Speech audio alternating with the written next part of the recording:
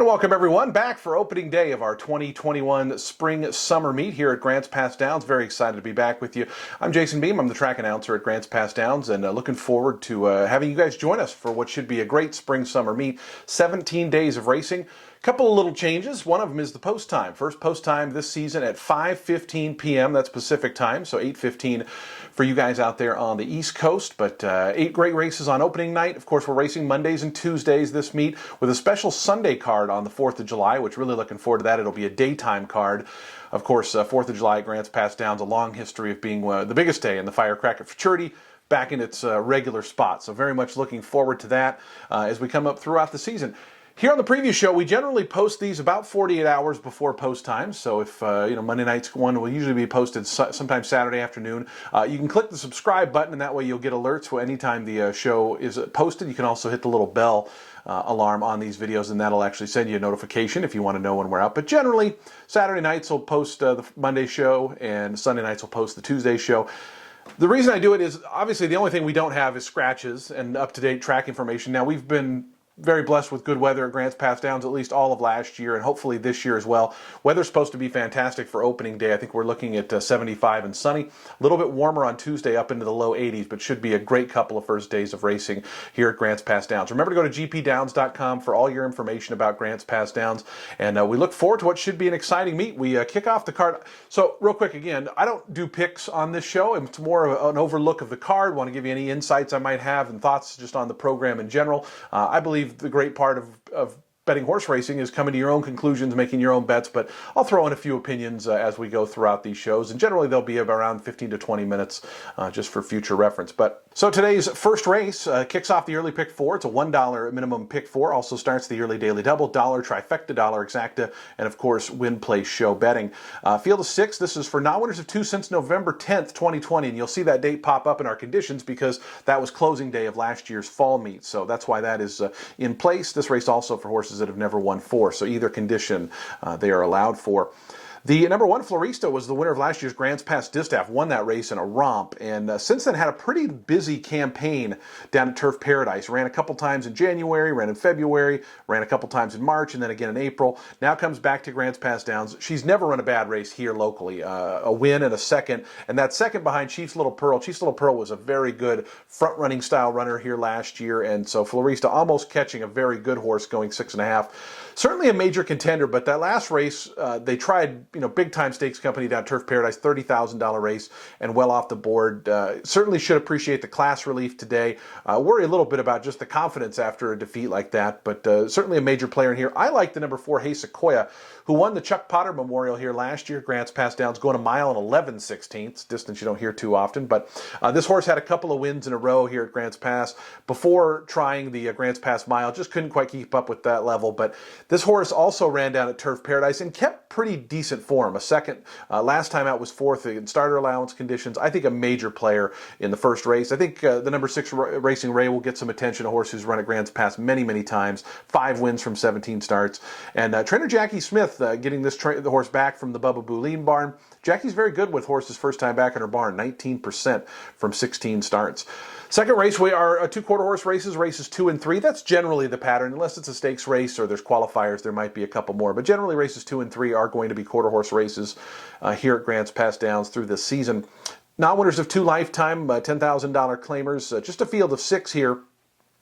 I really like the number 5, Holly Van Gogh. I think the number 4, Chumley, is probably a deserving favorite just from coming out of a pretty decent effort against stakes runners last year. But we haven't seen any of these horses since last meet. So these are all horses that have been off for quite a while. Actually, I take that back. Big Bad Brad did run at Turf Paradise earlier this spring. But for the most part, you get horses who are coming off of significant layoffs, want to check the works and everything like that. But I just thought Holly Van Gogh's maiden win last time was pretty darn good. And certainly at 7-2, if that price holds, becomes a very interesting prospect. I think the horse might take a little more money with the small field, but we shall see. The third race on the card, it's a really good wide open maiden event. And speaking of Holly Van Gogh in that second race, the horse that was third to her in her maiden win, Arianda, is actually in this spot here. I should say him. Holly Van Gogh's a he. Arianda, though, a filly, and she was third last time, did get disqualified and placed 8th, but a pretty good debut win. I'm always a little hesitant with rail runners in our quarter horse races here. It just seemed as though the outer part of the track and the outer flow was kind of the place to be in a lot of these quarter horse races. And this is just a salty race. Triplicity coming up from Los Alamitos, Hector Magallanes, a top quarter horse trainer here in the West Coast. Our Majesty's Diva, the 6, a very honest type. I was a big Ultima Esperanza fan last year and liked that horse in both those last 2 starts where it ran 3rd and 4th. Both very solid efforts, both breaking from the outside, which again I thought it was a little bit advantageous. Draws out wide again, and I think the number 10, No One's Fool, coming off a 4th place effort in the Emerald Juvenile Challenge, probably going to get a lot of support at the windows. Jory Scriver, who had a great meet last year at Grants Pass Downs, back again and has the mount in that one. The 4th race kicks off the Jackpot Pick 5. It is a jackpot wager, so to get the whole thing, you have to be the only winning ticket. It's a 15% takeout for that. It's a $5,000 guaranteed pool here early on, so if the pool comes up short and you are the only ticket, you are going to get $5,000. It's a 2,500 non-winners of the year. One thing I think is going to be real interesting to watch the first part of this season is kind of how the fresh horses do. Horses that ran at Grants Pass Downs last fall and then took off the rest of the winter time versus maybe horses that are a little more fresh that have been running at Turf Paradise or Los Alamitos or even Golden Gate Fields. We see a fair number of those shippers. So I think that's going to be one of the interesting kind of storylines to watch. And this particular race has a lot of horses that have not run since Grants Pass Downs last year. Bobby Magic won back in last summer. We didn't see Bobby Magic all fall, so returns off a long left. The works, though, for number 7, Bobby Magic, have been really, really spectacular. Emilio Guerrero with a bullet workout, 3 furlongs and 35 and 2 last time out. So certainly working well in the mornings.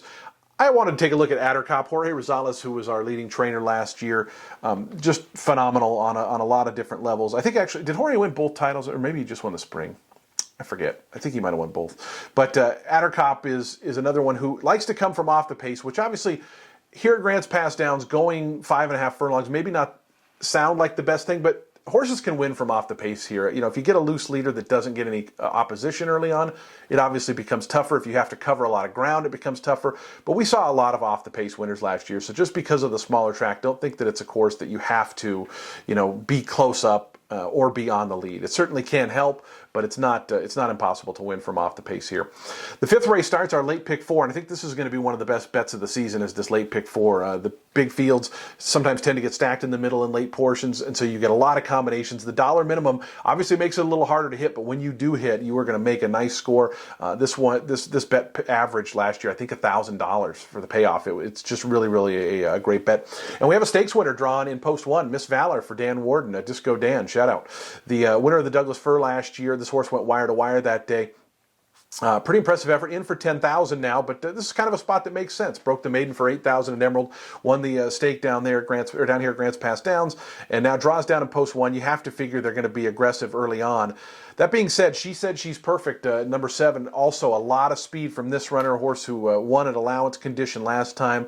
Elusive Irish Gal has some good early lick. My Girl Coco, who's drawn to the outside, has some early speed. So it's a race that really could set up for a closer, but finding that closer could be the tough thing. I thought Elusive Irish Gal, who has a little bit of tactical speed, I think should fall into a pretty good trip in this race at 6-1 for Serapio Figueroa and trainer James Craig. I thought maybe an interesting one if you were trying to find a horse coming from off the pace. Today's 6th race on the card does begin the late pick 3, and Cowlitz, a homebred for Eric Jensen, draws down toward the inside, coming off a very nice maiden win on closing weekend last year. Looking forward to this. Not a big work tab, just a couple of 3 furlong works coming in. So, going 5 furlongs, obviously don't have to be incredibly fit, but I would probably want to see a little more. But of course, the backside just opened a month or so ago, so a lot of them are only going to have a handful of workouts as we lead into this first weekend. Her Royal Duchess for Cindy Hoover certainly could be the speed of the speed, drawn in post 2. This horse has made the lead in all 3 career starts, and last time when dropped to a lower class level was able to hold on. And so maybe some maturity in the off season. They gave the horse the entire winter off. Maybe this horse is one that comes back ready to fire. Hey Wilma, another one for Terry Beckner and Eric Jensen.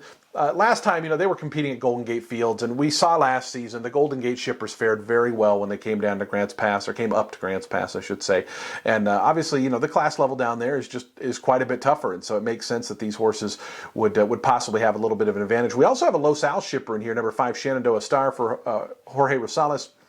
Was run for 2,500 on 2 and finished 3rd, decent effort. Now, the 4.5 races at Los Al shape up a lot different than the 5 furlong races here. I mean, even though there's an extra 16th of a mile, it's now a 2-turn race here, whereas there it's, you know, kind of an elongated backstretch, 1 turn, 4.5 furlongs. So it is a much different race than they've been seeing at Los Alamitos. But that being said, Jorge had that horse running pretty good down there. A first, a fifth, and a third in 3 starts down at Los Alamitos. He also has another one, Electric Elizabeta, who was victorious 2 starts back at Los Al. So both those horses coming in certainly with a fitness advantage. They've been racing more recently than a lot of the horses coming off the layoff, which certainly could lend to their advantage. And Jorge, obviously, a top trainer here. Our feature on the program here for Monday night, gotta get my days confused. The $10,000 Caveman Stakes, 3-year-olds and upward, and Ken Alexi down on the inside. Nice winner at Los Al, maiden in special weight conditions for Rosales last time. Took a while to break the maiden, but was running at Santa Anita and Del Mar, and obviously those are much, much deeper waters than what the horse is going to face up here. We do see the return of last year's Grants Pass Mile winner. Pulpit's Power made that exciting move from off the pace after going with a big wide move, circled the field, and got the win in that $20,000 event. Comes right back in the next start here at Grants Pass Downs. Du Salute was a stakes winner last meet, won the Applegate Stakes. So a really contentious field in the Caveman. Cape's Hot Rocket figures to add some pace early on. El Alto Hombre goes first start for trainer Liz Kowalski. Obviously ran in the David Hoover barn all of last year. Had won 2 allowance races. Could never quite break through at the stakes level though. Hit the board or would run pretty good, but just wonder if maybe the waters are a tiny bit too deep for El Alto Hombre. But on his best day, he is a tough runner. And I did want to mention Pure Pursuit on the outside for Nick Lowe. Nick had an amazing meet here last season at Grants Pass Downs, and this horse was one that was knocking on the door in those last 3 starts, including the only start last season at Grants Pass Downs. A nice second place finish behind a couple of the other rivals that'll face in here. But I think this is one that, if the price does float up a little bit, might be a little bit interesting. Obviously, the 10-hole, a little bit concerning when you're going 5 furlongs, because you really, you only have about 3/16 of a mile, if that, to kind of get over before that first turn. And that first turn is obviously so critical in half-mile track racing. So you got to get position and hopefully secure a good spot. We go 6.5 furlongs in the finale. This will be the case. You'll notice a lot of times our last race is 6.5 furlongs. Those races are limited to 8 starters because of the run to the first turn, and so therefore this is a full field. Aotearoa down toward the inside in post 2, another one who, coming up from Los Alamitos, had been running over at Turf Paradise and actually ran pretty nicely in a restricted $3,000 race. They jumped up to a $62.50 race and just couldn't quite keep up, especially at Los Al. I mean, they're flying early up there, so should appreciate a little regression in terms of pace battle, but there are some speed horses in here. AZ Rules likes to go early. #Bay likes to go early. AZ Rules had a really, really nice season last year, and Jackie Smith off the layoff, 29% from 24 starts. So her barn has them ready to run and ready to roll, and certainly AZ Rules a big chance in here. And I wanted to mention the number 8, Diff. DYF, what a name, Diff. Another one for Jorge Rosales, who was running at Emerald last season, and the Emerald races, depending on the class itself, they can be tough, they can not be tough. This one was a pretty good 2,500 open claimer. The winner came back to win, and Diff ran a pretty nice effort in there after kind of a bad start. If you go back and watch the replay, the comment says off slow, and the horse missed the start by numerous lengths and then had to come wide and still ran a big second. So if Diff somehow moves forward or runs that race again, could be a major, major player in the finale. So that's just a quick look at the Monday card. Again, like I said, we don't do picks. We just want to give a good overview of the card, let you know what's coming up, news and notes, who's hot, and all that kind of stuff. So if you enjoy our preview show, by all means hit the subscribe button, and we look forward to seeing you guys for opening night at Grants Pass Downs, 5:15 Pacific time on Monday. Good luck, everyone.